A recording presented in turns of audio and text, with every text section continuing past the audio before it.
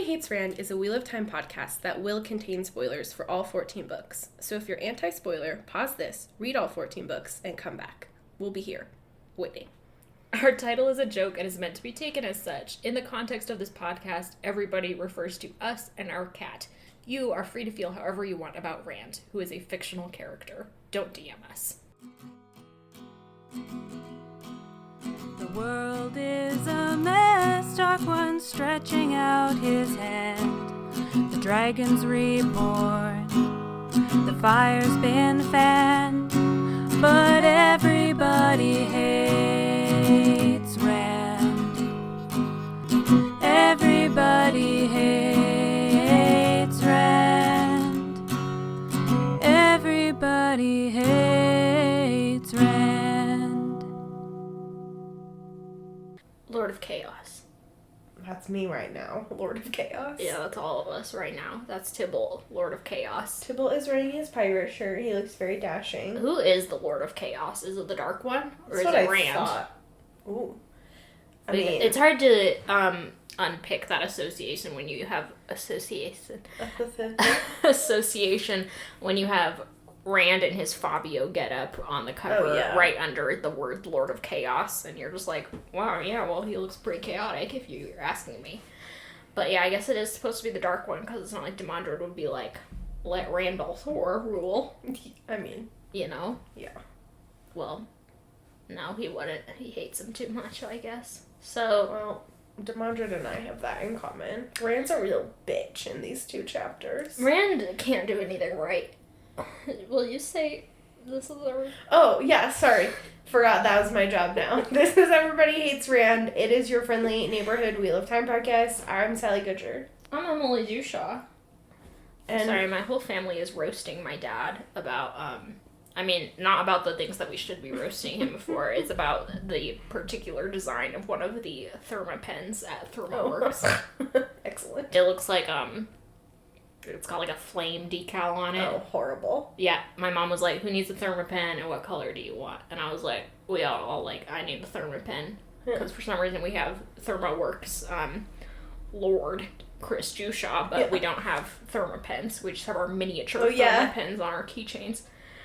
I guess Anne and Jake have one because my dad gave it to them as a wedding gift. Moving right along.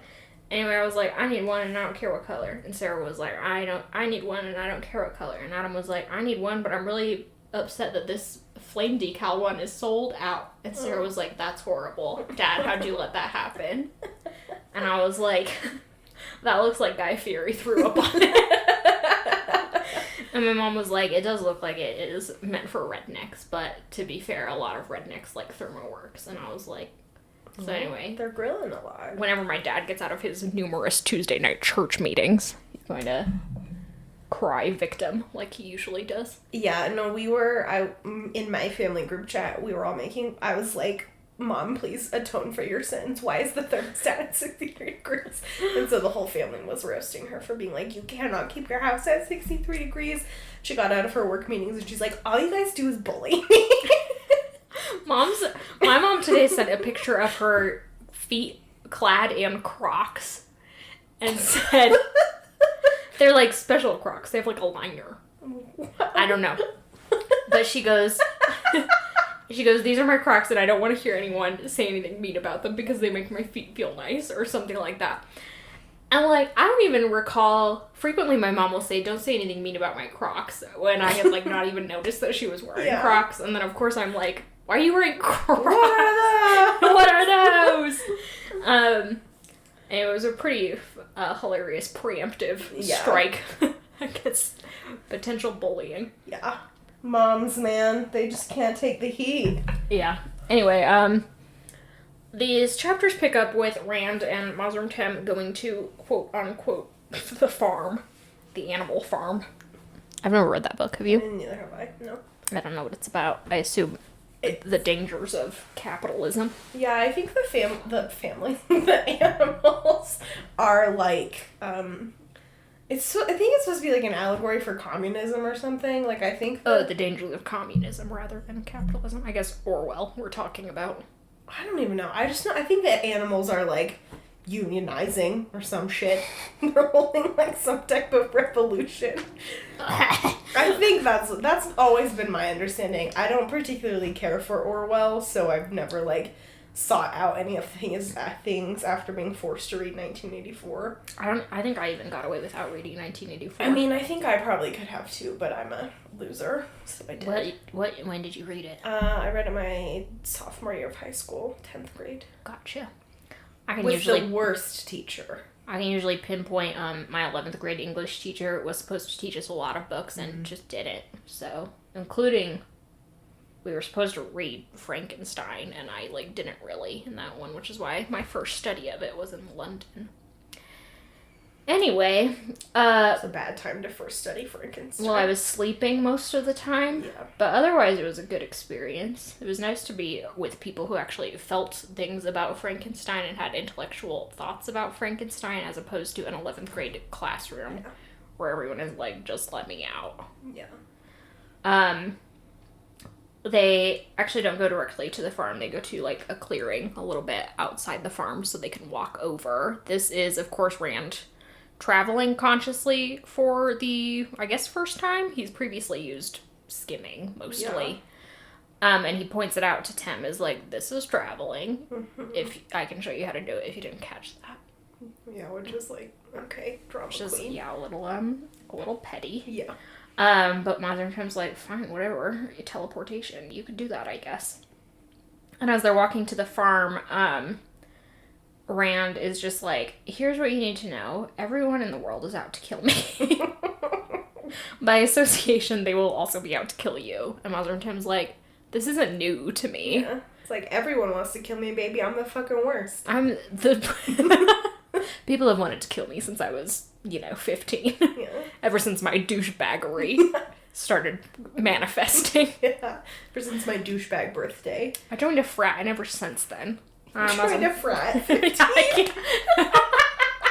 I mean, you'd be rather douchey if you did join a frat. I know, but Mazrim is not a frat guy. He's more of a, like, what's that word? Cricket. He's more of a, he's more like a guy who's in a cricket club. Yeah. He's like, I mean, he's got, like, real rich bitch energy in this chapter where he's like, these fucking dirty peasants. Oh, yeah, he is so mean to all the little farmers. Yeah, he's definitely, like, he plays cricket and polo and wears white at the country club. He wears his polo shirts with the collars popped. Unironically. Yeah, 2 polo shirts over each other. Both collars popped. He's like, I can never remember have you seen that movie about cricket in India? Yeah, good movie. Lagan. Yeah, Lagan. Oh, because Alf Seeger had everyone watch it. Yeah. He's like specifically one of the British imperialists living in India who gets their ass kicked by the Indian cricket team. At least that's what I wish. I wish that was the arc that Mazrim went on. Instead of this, like, boring, I'm doing evil and Rand doesn't care. I wish it was this, how does Wikipedia describe Lagan? It's, like, every genre rolled into one. They're like, it is a romance, musical, sports, comedy, drama movie. And I'm like, well, there you go. It's a very fun movie. It's also, I highly recommend. 4 hours. Yeah. So, like, buckle in. But, yeah, Mazrim is like, LOL, everyone wants to kill me. MBD, the Forsaken are walking. Which is, again, Rand's like, he's not surprised that the Forsaken are back. And it's like, Mazrim is not Demandred. Can we just stop with this dumb game? I know, it's so silly. And Rand is also, like, mentioning monsters he's never even heard of, such as the Golem, which will be a major monster coming up in the next book. So nice groundwork RJ's laying there. But they roll up to this farm, which is literally just a farmhouse. And this, the Black Tower is several miles outside of Camelin. I couldn't even tell you which direction outside of Camelin it is. My guess is to the, like, northwest. In this wooded area. And it does, have interesting implications because as the series goes on, we see this farmhouse become the Black Tower proper with a lot more buildings and a lot more of a, infrastructure and some architecture. There's some indication that an actual tower might one day be built. And so I'm just, like, intrigued by how Rand chose Andor specifically for this place. He doesn't seem to have put a lot of thought into it. except maybe the idea that Andor is a fairly central location if this amnesty is ever going to extend to the entire continent. But what he's ruling right now is way more to the east, so you'd think he would put it in, like, Tyr. Mm-hmm. Although Tyr has some major issues with channelers, so I don't know, maybe he was just like, Andor's least likely to run them out with torches and pitchforks. Although imagine a mob of angry villagers trying to run out the Black Tower with torches and pitchforks. Pretty funny. Ashman kill. No. I'm not ready. It's not ready. It's just like, instead of that, like, cutesy fun scene in Shrek where Shrek, like, blows out the torches, it's like the horrible war crime version of that. We're immediately introduced to a few of our key Ashaman right off the bat. We meet the two young lads, Eben Hopwell, I think is his name, and Fedwin Moore. Like, what kind of name they're is Fedwin? Fedwin. And Eben. Fedwin. Fedwin. Then we meet our dad. We do meet our dad, Dahmer Flynn. Who's just, like, bald and... Yeah, has a leg wound and is teaching people how to fight with swords. But, like, not super well. Yeah. Rand's Rand's like, he's not a swords master. Like me. Like me, but they're not he didn't themselves. just, fight 5 dudes, but they at least know the right end of the sword. And I'm like, everyone knows the right end of the sword. Listen, Tybalt would know the right end of a sword. Well, at least I don't know if I can well, yeah, after some trial and error. And we're also introduced to Jur Grady. I can't believe that's his first name. Jur Grady. Grady. Jur Grady. And Eben Fedwin, I guess. I think he's more, referred to as Moore. And what's his name? Eben Fedwin. And Flynn. They all sort of join Rand's coterie at the end of this book and stick around with him, most of them, for the rest of the series, essentially. A lot of them will end up being bonded to Aes Sedai.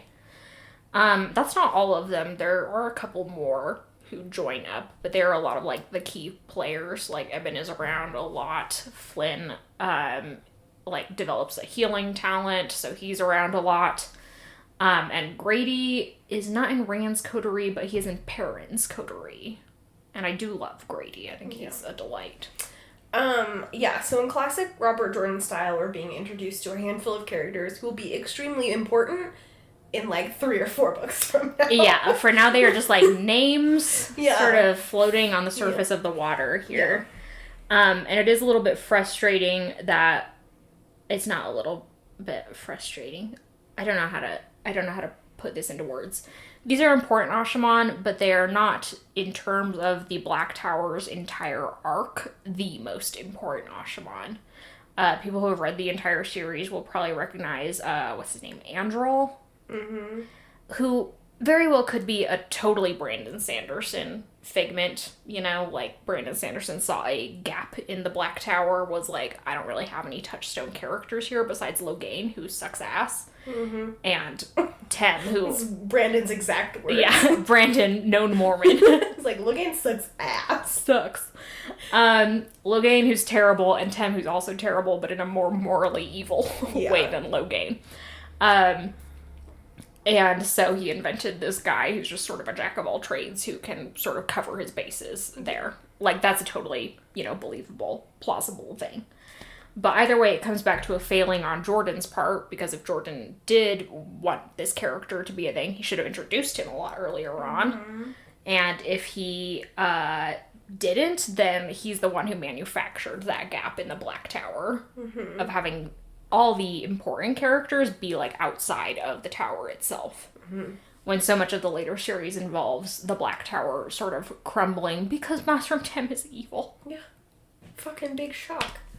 God damn it, Rand. God damn it, Rand. Stupid motherfucker. But regardless, Tem is like, these are all peasants and probably none of them are going to be able to actually channel, although since you're Taviran, God knows all 27 of them might be able to channel. These are men who have just sort of shown up here. heard about the amnesty, these aren't guys who know they can channel. They're guys who are coming here to be tested, which is a fascinating little thing, especially because many of them, not many of them, but some of them have come with wives and even children in tow. Yeah. Which just, like, speaks to, I don't know, a level of, I guess, masculinity, some sort of, like, cultural, like, thing that we have heretofore totally missed in the Wheel of Time. Mm-hmm. It feels to me. Like, the channeling men have been so othered by this continent as a whole. Like, the Ale literally just send them off to go fight the Dark One. They're until like, they die. until you die. Go away. I think the sea folk just, like, abandoned them on an island. Jack Like, Sparrow style. see ya. So that any men at all would be like, you know what sounds good? Doing this. Yeah. For a hobby. Like, I think when I first read it, I missed that, like, they were coming to be tested specifically. Yeah. I was like, oh, all these dudes who've shown signs of channeling. But it's, like, the fact that they, like, need to be tested, and Tim is like, yeah, you can be taught to channel. It's like, well, has, like, something weird happened to you in your past? Like, for some of the older ones who are like, oh, maybe I just want to, like, make sure that weird thing that happened when I was 25 wasn't actually channeling. But for, like, the younger ones who are, like, 16, 17, 20, like, yeah, it's so wild, and it's, like, makes me wonder, like, is it Rand's influence that they're like, yeah, we want some of the Dragon Reborn's glory, like, it's not as bad to be a man who can it's very odd. Yeah, I think it's supposed to be. I think the only explanation is that, like,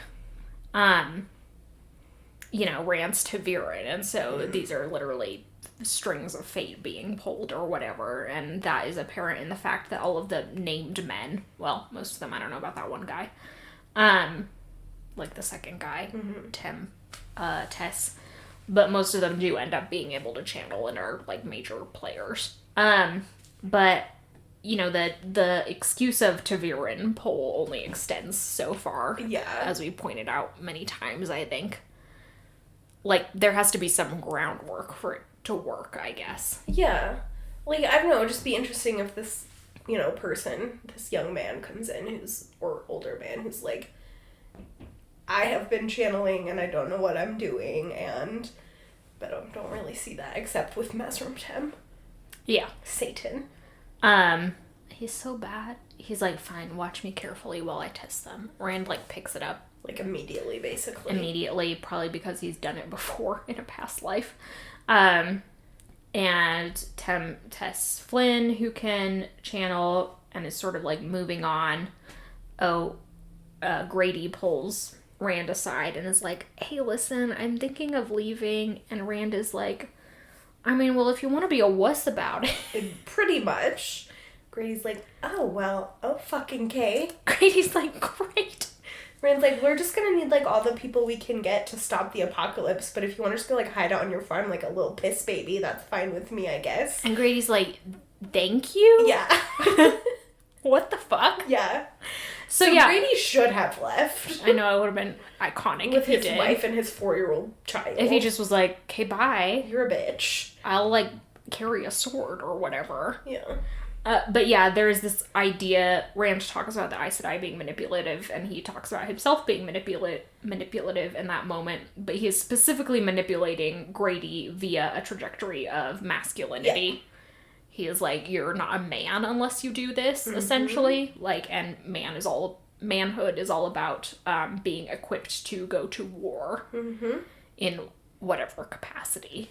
And so that is sort of just, like, the foundation on which the Black Tower is built, is toxic masculinity. Yeah, well, literally in their, like, parting conversation, Rand is basically like, yes, Mazrim Tem, turn all these men into literal walking weapons. Yeah. Which is, like, the basis of every military, you know, that you are not a man unless you are also a weapon, which is fucked on so many levels. Yeah, and it's just fascinating because I think in the same way that the Black Tower is built on toxic masculinity, the White Tower is built on toxic femininity, though Correct. That's a less familiar, or even, I don't even know if that's a thing in our lexicon. Yeah, I feel like it's I mean, I feel like it should be, first of all. It's that, like, dumb girl boss energy, basically. But Yeah, there's also, so... like, an aspect of, like, divine femininity to the White Tower, which is, I actually think, very toxic. Yeah, specifically you have Robert Jordan, a man from the American South, and his conceptions about femininity coloring the White Tower. Yeah. Wherein femininity, white femininity, is the, like, pinnacle, the pedestal on which, yeah, women are pure, which is why so many of the Aes Sedai aren't sleeping around. They're so closed off. They're in this literal, pure white tower, untouchable, essentially. But yet they're also exerting incredible intellectual, manipulative power, which Robert Jordan and a lot of men have conceptualized as the only power that women can wield. Yes. But yeah, here in the Black Tower, it's like, no, we just want you to blow shit up. So worried about these boys. Yeah, like, Rand's like, okay, well, good luck, test them all, and start teaching them. Specifically, I want you to teach them how to, like, do weapon shit. And Tem is like, wait, you're just, like, leaving me here? And Rand's like, yes. And Tem's like, great. And I'm like, Tem, you did walk into this. Yeah.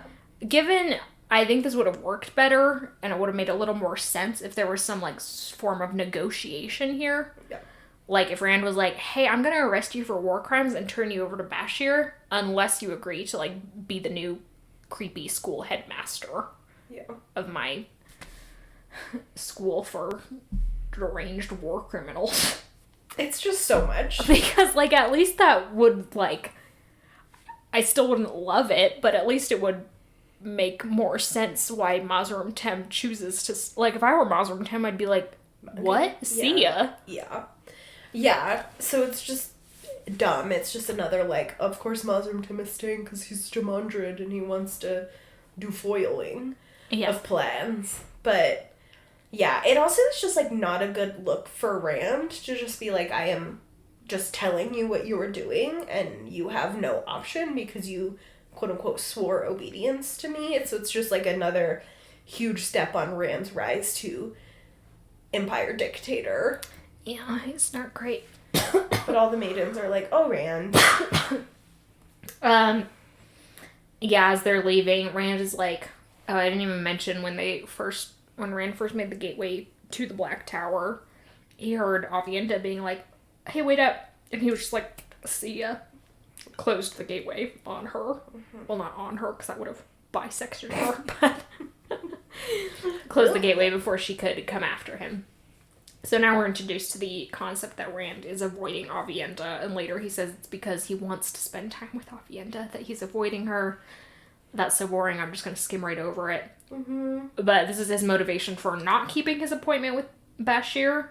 And instead going to visit the giant army that is amassing in Tyr, kind of on the border between Tyr and Ilion, in a show of power that Rand is basically using as a big set piece to trick Samael, while Mat and Bashir have some other plan, which I'm sure is made a little more clear to us later in the text, but I can't really remember. I can't remember what it is. And it doesn't matter because it gets abandoned. Because Rand is like, hey, Mat, actually, I need you to go pick up my girlfriend.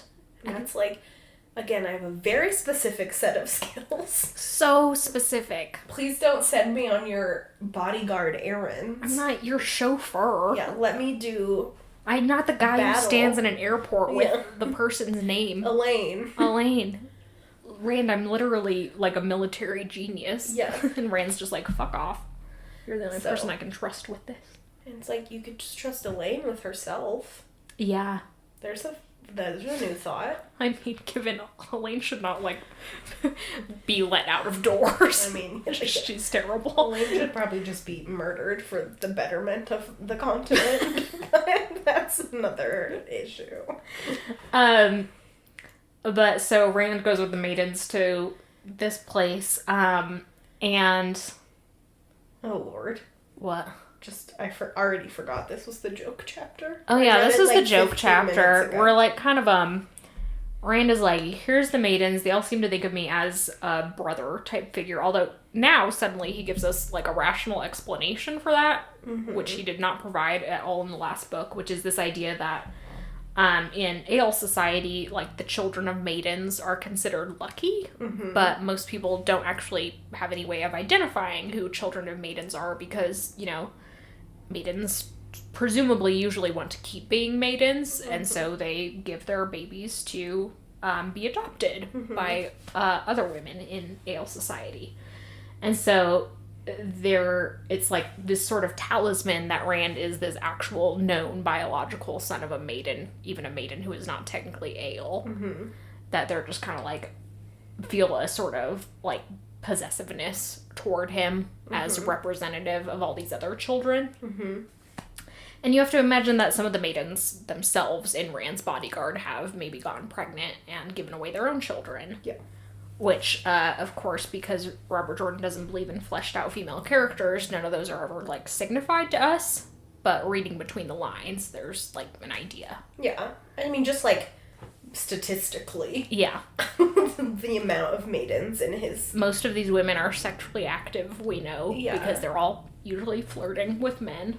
And getting it on with men, which is great, but, and, you know, magic tea aside, birth control in a fantasy land has got to not be 100% effective, so, yeah, statistically, one or two of them.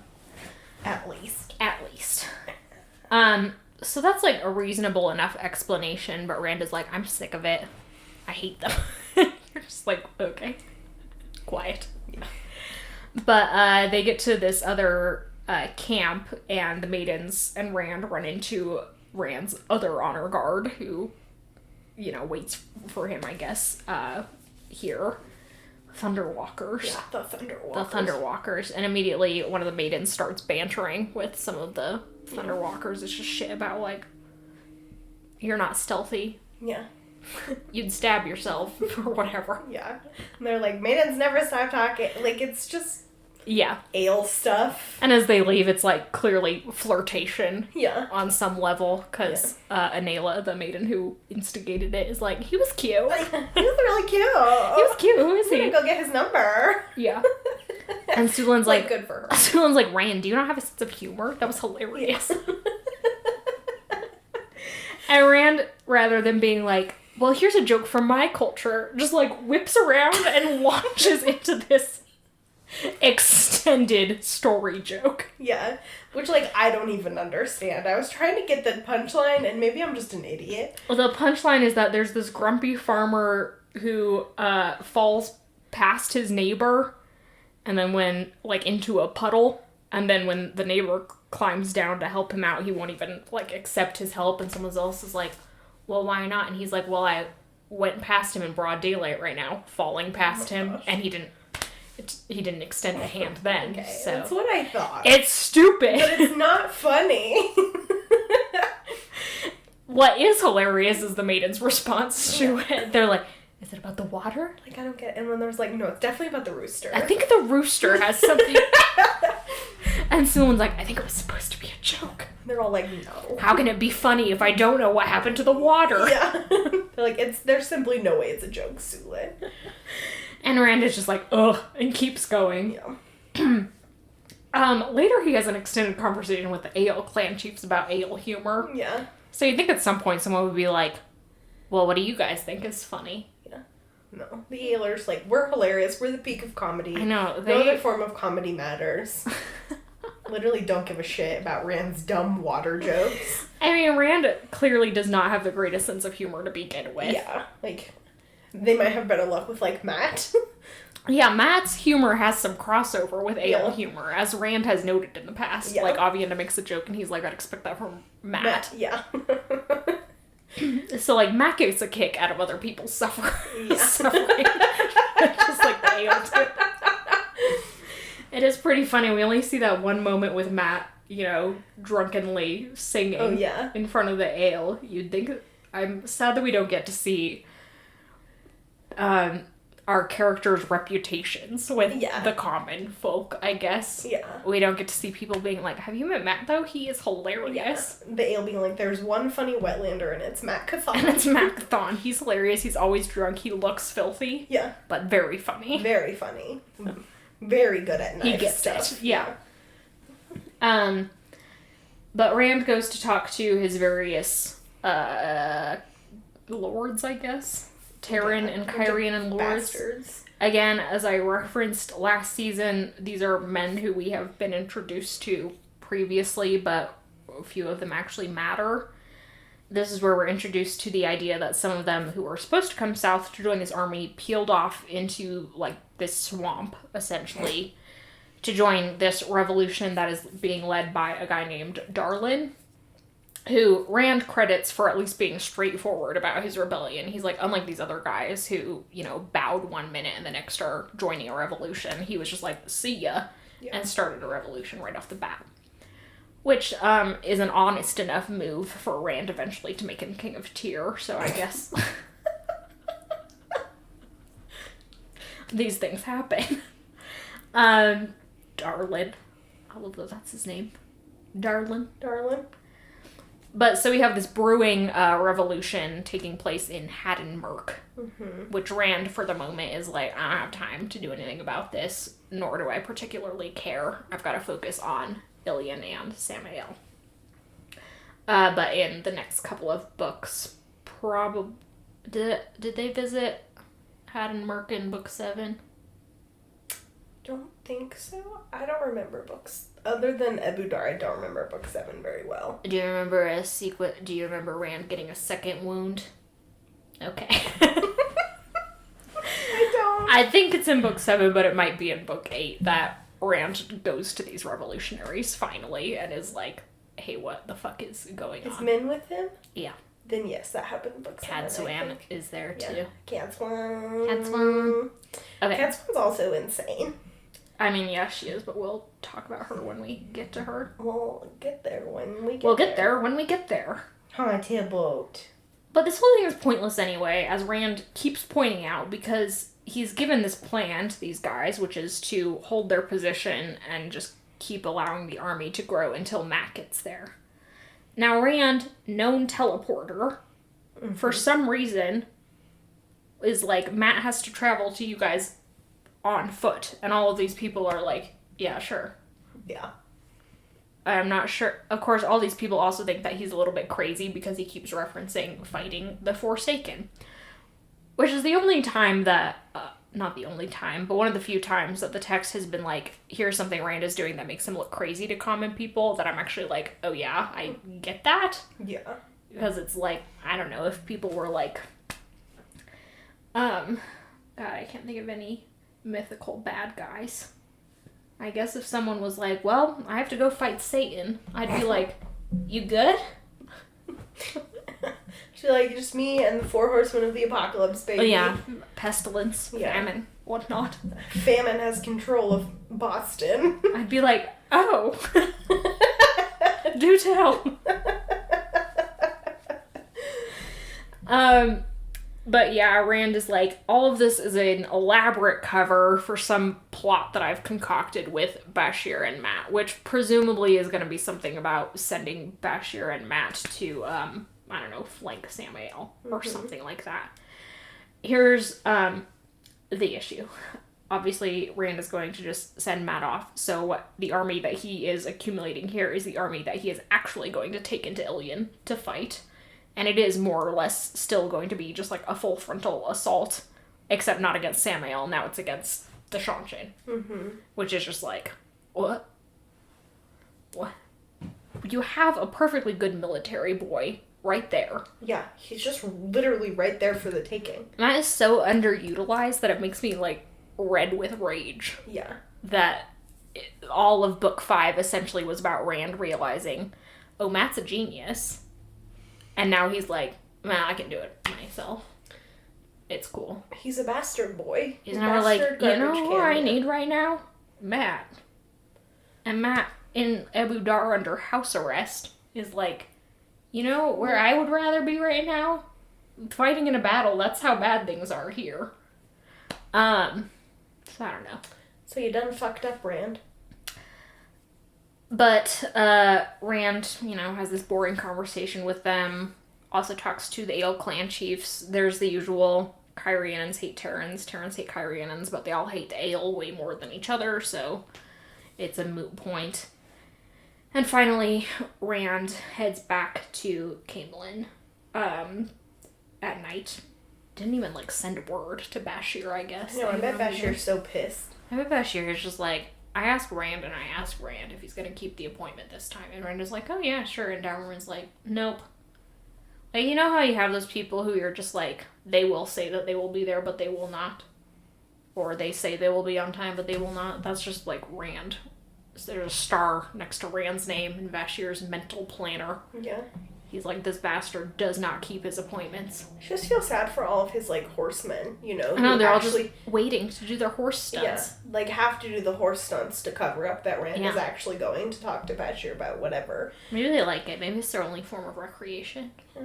But, are they allowed to do their horse stunts if Rand isn't there? Or is Bashir pack it up, boys? Alright. He's not showing again. No more horse stunts. No more horse stunts. I don't know. Aw, beans. I've got to assume since it's they're the Mongolian equivalents known for their horse stunts. How they intimidate the others in battle. Exactly. If someone started, flipping off of their horse and shit, I'd be like, no way am I fighting that And person. I'd be like, goodbye. Yeah, way too powerful. I surrender. Put the white flag up, Commander. Yeah. They can do horse stunts. Yeah, exactly. That shit is so scary. So Rand sneaks back past Avienda, who's still sleeping in his room, and he's, just trying to avoid her. All Avienda has to do is wait till he wakes up. Yeah. Be like, I'll kill you. Be like, hey, yo. Why are you avoiding me? What the fuck? There was a very awkward conversation where Sulin tries to give him sex advice. Oh, yeah, that is funny. She's like, ask her to wash your back. She's like, can you blush? And Rand's like, I'm a ginger, so yes. Yeah. She's like, well, do more of that. Do more. She's like, I need you to be more demure and maidenly. And Rand's like, what? She's like, trust me, it'll work. He's like, it will work. Avienda's a top, so... We got this. We got this. I just need to train you. And Rand's like... Need to train you in the art of submission. Rand's like, what if I was dead? This is the worst conversation I've ever had. So that is where we leave Rand, having done a day of bad things, such as giving a war criminal blanket permission to teach other men how to be war criminals, and gathering an army that is not going to do the thing that they are told that they are going to do, but will still, don't worry, do some war a little bit later on. But for now, Rand will just leave them languishing and infighting on the border of Ilion. Rand's like, I still have stuff to do in Andor. And they're like what? And he's like, find out if Elaine's my cousin. God. Oh, barf. Barf. I know. But that's that. The next chapter will be Matt's point of view. Blessed be. Which might illuminate the situation a little bit better for us. I can't remember, but either way, it will be a breath of fresh air. Although it is immediately followed by one of the classic bad guys doing bad guy things chapters. So Robert Jordan loves one of those. I might just sort of skim over that. Do you have anything to add? Not about the chapters. Nope. Okay.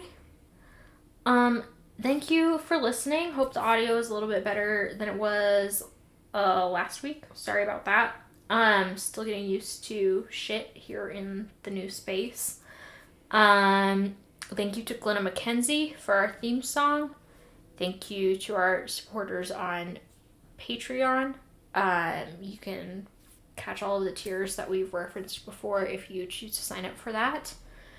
Follow us on social media. You can catch our Friday night live streams. It's usually 5:30 p.m. Mountain Standard Time. If you're at all interested in that, need some levity to brighten your week. It's usually pretty bonkers. It's usually just pretty whack. But that's it.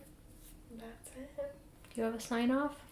I mean, this is more something that happened to Emily than happened to me. But a few days ago, Emily, we were talking in the morning the first time we saw each other, and she's like, The neighbors across from us decided to move in at like midnight. That did happen. Yeah.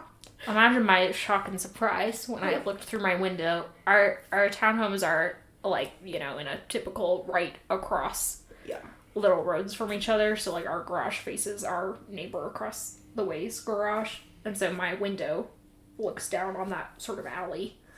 And I just, like, heard all this noise and, like, people talking right below me. And I looked down and there's a whole ass U-Haul truck, like, backing up. And I'm like, what the... And then, I don't know. They just they like moved in like 3 days and then left. They're very mysterious. I've been trying to keep an eye on them. Most of their activities seem to be nocturnal. Been trying to keep an eye on them. I just am curious. I'm like, what motivates someone to move in at midnight? Yeah, like of all the activities to do, moving is one you have to do in the morning. Yeah, you'd think. I assume that they have some like whack work schedules. Yeah. It seems to be just like some young men. Wild though. I know, and like I'm not necessarily like I have to keep an eye on them, like I mean rear window, but I do hear them at night sometimes. Yeah. Like they're frequently coming and going, and so I'm just like, what's up with them? Hello? It's a fun sensation that I haven't had since I was in New York. Mm-hmm. And it's even slightly more intimate than in New York because now I have like a pinpoint focus, whereas in New York it was just whoever chose to walk beneath my window at night, which was everyone all the time. Yeah. Especially on the 4th of July. Oh boy. Yeah. I don't know how it was in your Queens apartment, but Brooklyn was loud. Queens was a lot better because I was way further away from the front, the street facing view. Oh, that's right. That's right. I forgot about your cute little apartment. Although, yeah, and Queens was just sort of quieter. Even though we were, like, right next to 2 major roadways. I don't know. Anyway. It's your fun New York fun update. Reminiscences. But, thanks for listening. Be slutty, don't do war crimes. Please, just don't do that. Especially as we're talking about these boys. Please don't do war crimes. Goodbye. Bye.